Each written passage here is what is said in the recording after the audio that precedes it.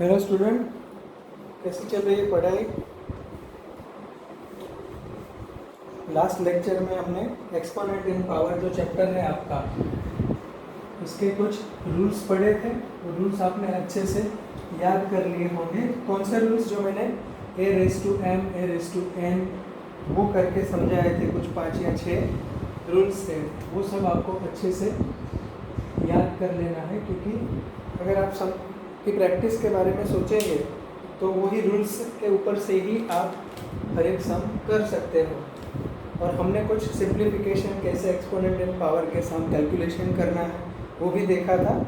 आज कुछ और सिंप्लीफिकेशन आपके एनसीईआरटी बुक से देखते हैं।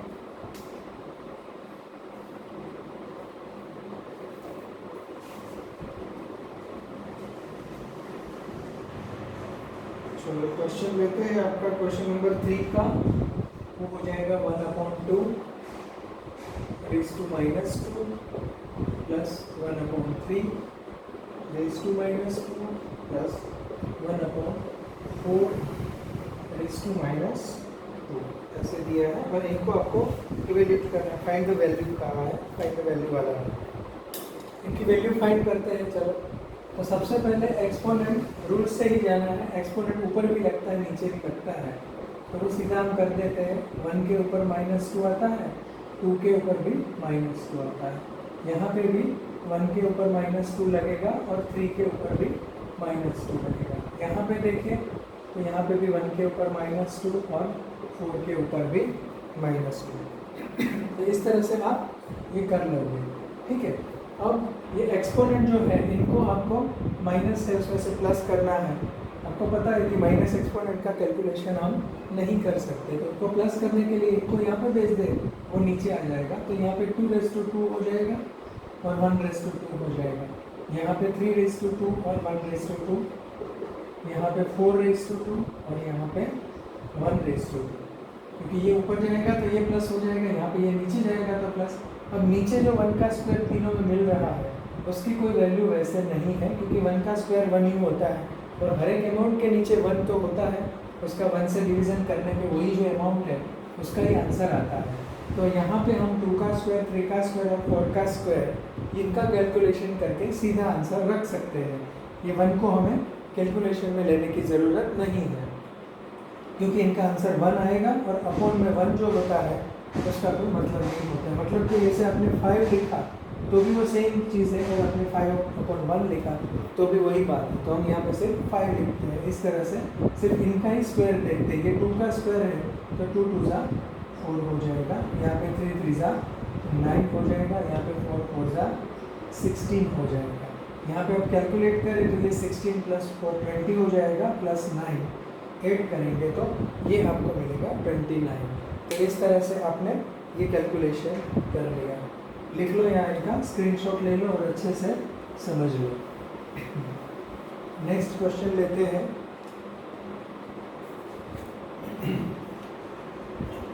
इवेल्यूट वाला ले लेते हैं। इवेल्यूट वाला क्वेश्चन नंबर 4 जो दिया है उनको हम कैलकुलेट करते हैं। तो यहाँ पे अमाउंट है आपके पास 8⁻1 मल्टीप्लाई 5⁻3 अपॉन 2⁻4। ठीक है, आप इनको इवेल्यूट करें। इवेल्यूट करें मतलब कि आपको इनका आंसर निकालना है। इवेल्यूट करो, वैल्यू फाइंड करो, कैलकुलेट करो, कोई भी इंस्ट्रक्शन दी है वही करना है। अब सबसे पहले हम क्या करेंगे?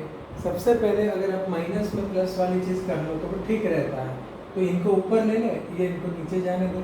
तो ये 2⁻4 × 5⁻3 हो जाएगा और ये 8⁻1 हो जाएगा। इन दोनों को ऊपर नीचे कर दिया हमने तो ये दोनों प्लस हो गए ऐसे।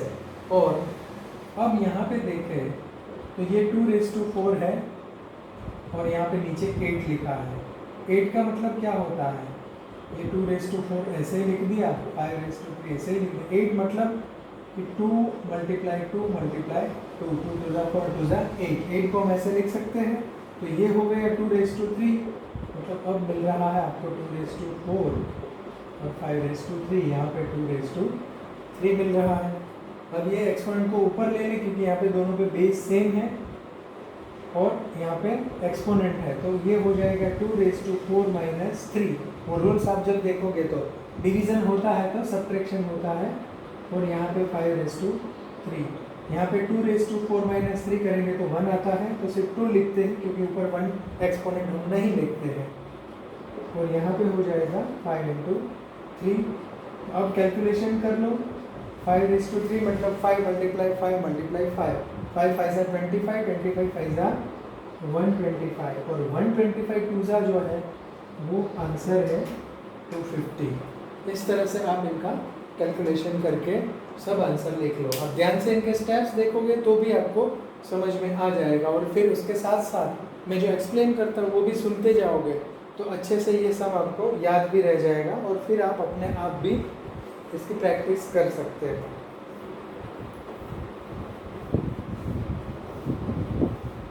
चलो एक क्वेश्चन लेते हैं। Find the value of m for which, यहाँ पे लिखा है 5⁻m प्लस 5⁻, अच्छा यहाँ पे प्लस की साइन नहीं है, यहाँ पे डिवीजन दिया है, डिवाइड 5⁻³ = 5⁻5, ऐसे दिया है, ठीक है। 5⁻m divide 5⁻³ = 5⁻3। अगर ऐसे एक्सपोनेंट दिया है तो इसमें आपको m की वैल्यू फाइंड करनी है।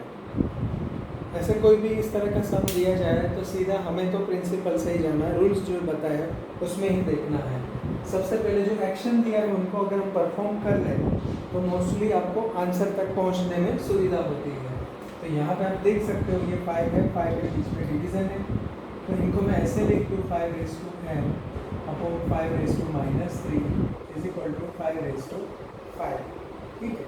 अब बेस इक्वल है से यहाँ पे, तो ये जो डिवीज़न होता है उसमें माइनस होता है एक्सपोनेंट का, मतलब ये ऐसे मिलेगा 5⁻m - -3 = 5⁻5। यहाँ पे ये माइनस माइनस प्लस हो जाता है, तो आप लिखोगे m + 3। ये मैंने क्या किया, ये यहाँ पे लिया तो ये सब्ट्रैक्शन होता है एक्सपोनेंट का, जो रूल्स है उसके हिसाब से। तो यहाँ पे आपको मिल रहा है 5⁻5। अब आप ध्यान से देखोगे तो यहाँ पे 5 है बेस, यहाँ पे भी बेस जो है वो 5 है, इनके ऊपर कुछ एक्सपोनेंट है दिया है, इनके ऊपर भी कुछ एक्सपोनेंट दिया है। तो अगर यहाँ पे बेस दोनों का इक्वल है तो आप इनको और इनको भी इक्वल लिख सकते हो, मतलब कि यहाँ पे मैं m + 3 = 5 लिख सकता हूँ, क्योंकि दोनों का बेस इक्वल है। तो आप एक्सपोनेंट को डायरेक्ट कंपैरिजन कर सकते हो। अब m की वैल्यू चाहिए तो अब आपको आता है 3 को हम सामने भेज देंगे तो 5 - 3 हो जाएगा, यहाँ पे प्लस है, शिफ्ट करेंगे तो माइनस हो जाए 5 - 3। तो यहाँ पे m की वैल्यू जो है वो आपको मिल रही है 2, ये 2 जो है वो m की वैल्यू है। आगे देखते हैं सब कुछ और।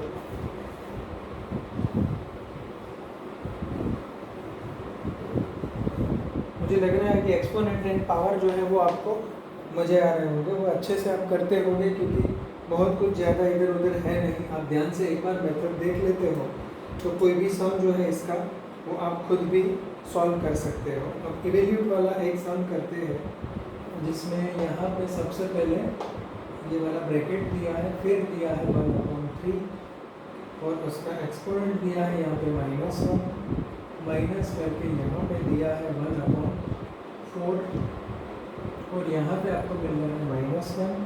फिर ये ब्रैकेट आप कंप्लीट करोगे और यहाँ पे इसके ऊपर है -1, ठीक है। चलो अब इनको आपको कैलकुलेट करना है, तो देखते हैं इनके लिए हम क्या कर सकते हैं, ठीक है।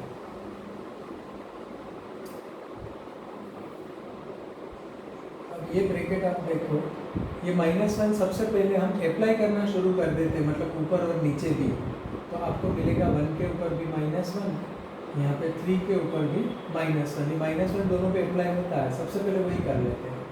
फिर यहाँ पे देखोगे तो यहाँ पे भी 1 के ऊपर -1 और यहाँ पे 4 के ऊपर -1, और ये कंप्लीट और -1, तो यहाँ पे जो था उनको तो ऐसे ही रख दिया हमने, जो होता है वो ऐसे रखते हैं। अब इनको शिफ्टिंग करके प्लस कर लेते हैं एक्सपोनेंट को, मतलब कि ये 3 को ऊपर ले लेते हैं 1 को नीचे, तो एक्सपोनेंट प्लस हो जाएगा, यहाँ पे 3/1 मिलेगा और यहाँ पे 4/1 मिलेगा, यहाँ पे -1 तो है ही। नीचे वाला जो 1 है वो हमने ऐसे इनके ऊपर एक्सपोनेंट नहीं लिखा, इनके ऊपर भी नहीं लिखा, क्योंकि ये 1 प्लस हो जाएगा, ये भी प्लस हो जाएगा, 1+1 एक्सपोनेंट लिखते नहीं है, कुछ भी नहीं लिखा है तो +1 एक्सपोनेंट ही हम मानते हैं। अब ये 3/1 मतलब 3 हो गया, -4/1 मतलब 4 हो गया, तो ये अब आपको मिला 3 - 4, इनको ऊपर जो एक्सपोनेंट हो गया -1। अब 3 - 4 की वैल्यू जो है 3 में से 4 सब्ट्रैक्ट नहीं हो सकता, तो आप 4 में से 3 सब्ट्रैक्ट करोगे तो 1 आता है, लेकिन वो -1 आंसर आता है क्योंकि बिगर अमाउंट की साइन आती है, तो यहाँ पे तो -1 था ही। अब यहाँ पे अगर -1 है तो ज़्यादातर हम आंसर में माइनस वाला आंसर नहीं लेते, इनको प्लस करना है तो आपको 1/-1, इनको नीचे भेज दो 1 के नीचे, तो ये एक्सपोनेंट प्लस हो जाएगा, तो 1 के ऊपर 1 हम नहीं लिखते, सिर्फ 1 लिखते हैं। इस तरह से ये इनका आंसर आता है, अच्छे से समझ लो और अपनी बुक में इनको लिख लो आप। चलो आगे एक और सम करते हैं।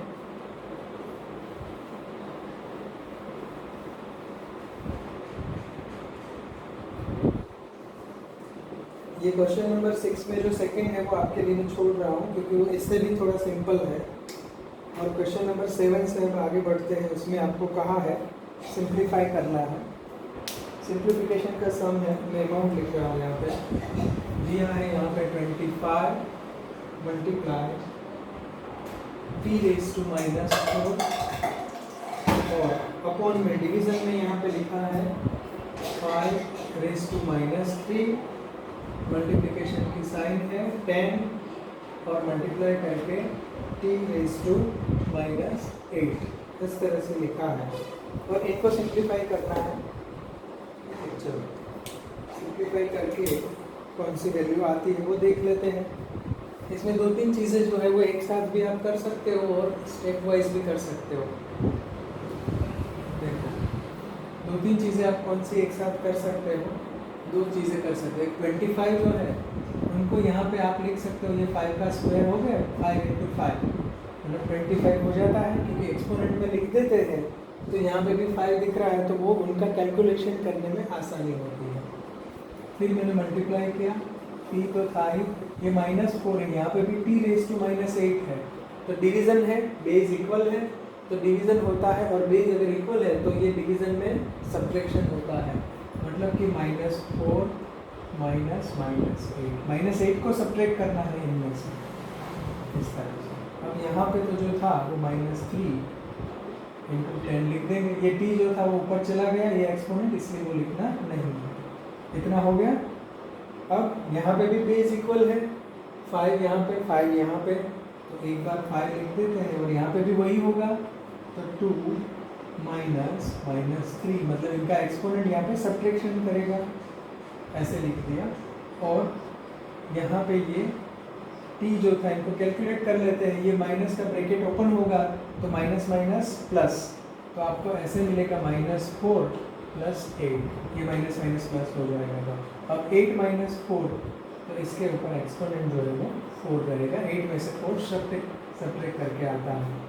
अब ये तो यहाँ पे हमने एक्सपोनेंट ले लिया, अब नीचे जो बचा है वो है से 10, और नीचे जो 10 बचा है उनको भी अगर हम इस तरह से देखें कि वो 10 जो है वो 5 × 2 है, ठीक है।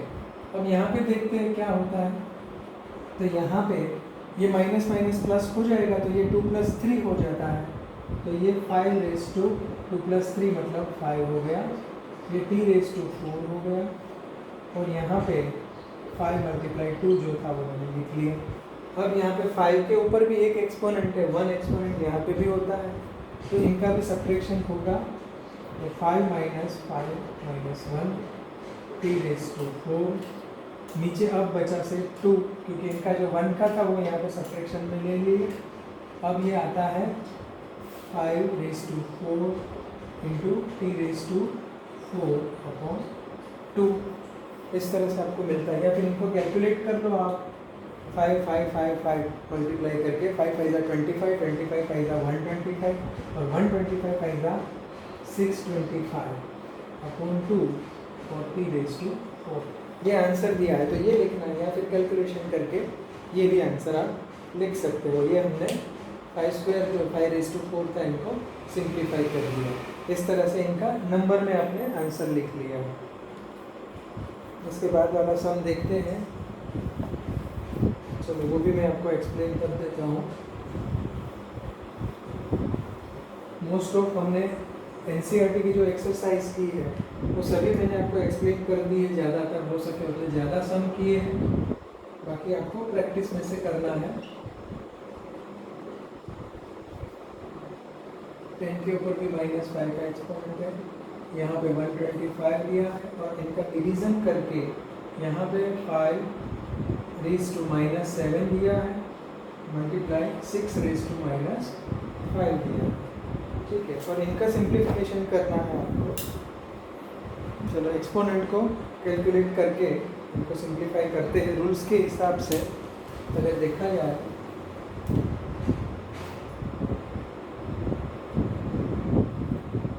तो ये इनको ऐसे ही रहने देते हैं, 3⁻⁻5 को अभी ऐसे ही रहने देते हैं। ये 10 जो है ना, इनको हम ऐसे लिख सकते हैं कि 5 2 10 और उसके ऊपर -5।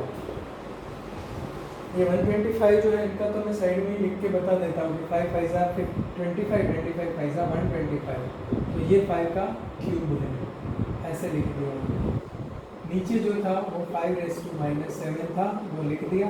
6 को मैंने ऐसे लिखा, 3 2 6 होता है और -5। अब इस तरह से ब्रैकेट होता है तो आपको ये -5 यहाँ पे भी अप्लाई होता है और यहाँ पे भी। इस तरह से ये -5 3 पे भी और ये -5 2 पे भी अप्लाई होता है। तो इनको ऐसे ही लिख लेते हैं कि 3⁻⁻5 तो था मल्टीप्लाई 5 भी -5 हो गया, मल्टीप्लाई 2 भी -5 होगा और यहाँ पे 5 हो गया। नीचे देखें तो 5 है मल्टीप्लाई, यहाँ पे भी ये दोनों पे अप्लाई होगा तो 3 और यहाँ पे 2 हो गया। अब जितने भी इक्वल यहाँ पे बेस जो इक्वल दिख रहे हैं, जैसे कि ये 3 है, ये 3 वाली टर्म्स जो यहाँ पे दिया है ये और ये टर्म्स, तो इनको ऊपर ले लेते हैं तो उनका हिसाब किताब हो जाएगा। यहाँ पे ये 5 के टर्म्स को ऊपर ले लेंगे, यहाँ पे इनको भी कर देंगे क्योंकि यहाँ पे भी 5 के टर्म्स है तो इनका एडिशन होता है और ये जो है इनका सब्ट्रैक्शन होता है। यहाँ पे 2 है, यहाँ पे भी 2 है तो इनका भी हिसाब कर देते हैं। यहाँ फिर सिंपल से आप देख भी सकते हो कि 2⁻⁻5 2⁻⁻5 तो ये यहीं से कैंसिल हो जाते हैं ऊपर नीचे, क्योंकि ये तो दोनों इक्वल ही है। जो सेम अमाउंट है वो तो आप ऊपर नीचे भी कैंसिल कर सकते हो। अब बाकी के जो बचे हैं उनको हम लिख लें तो अब आपको मिलता है 3 -5 यहाँ पे इनका था, ये -5 ऊपर आता है तो वो +5 हो जाता है, ये 3 का हो गया। अब ये 5 का एक्सपोनेंट कैलकुलेट करते हैं तो 5 का यहाँ पे -5 तो है ही, फिर यहाँ पे मल्टीप्लिकेशन में इनका 3 है तो वो प्लस में आता है, फिर ये 5⁻⁻7 को ऊपर ले लेंगे तो वो भी प्लस हो जाएगा, +7 हो जाएगा। तो ये 5 के सब हमने कर लिए। अब यहाँ पे देखो तो आपको 3 ये जो है -5 + 5 0 हो जाता है, 3⁻0 हो गया तो वो आगे जाके 1 हो जाएगा, क्योंकि किसी भी एक्सपोनेंट पे 0 होता है तो वो 1 हो जाता है। यहाँ पे देखें 7 + 3 10 होता है, 10 में से आप 5 सब्ट्रैक्ट करो तो 5 मिलता है, तो यहाँ पे आपको मिलेगा 5⁻5। अब ये 1 हो गया तो 5⁻5 × 1 और इनका आंसर निकालना है तो आप 5 5 25 25 5 125 125 5 625 और फिर इनको 5 से मल्टीप्लाई करना है तो आप इस तरह से कर सकते हो 3125, ये इनका आंसर है 3125। 5⁻5 का मतलब 5 को 5 टाइम्स मल्टीप्लिकेशन करना है एक दूसरे के साथ। चलो ये एक्सरसाइज ख़त्म होती है। अब लास्ट पार्ट जो एक्सरसाइज का है ये चैप्टर का वो नेक्स्ट लेक्चर में देखेंगे। इसमें से प्रैक्टिस बुक अगर आपके पास है तो उनमें से प्रैक्टिस करो, या फिर जिनके पास प्रैक्टिस बुक नहीं है तो ये आप NCERT का जो एक्सरसाइज है वो बिना देखे आप उसको सॉल्व करने की कोशिश करो। जहाँ पे आपको नहीं आता है, जहाँ पे आप अटकते हो वहाँ पे वीडियो देख लो, इसमें जो मेथड दर्शाई है और जो मैंने समझाया है उसको याद करके आप अच्छे से इनकी प्रैक्टिस करो।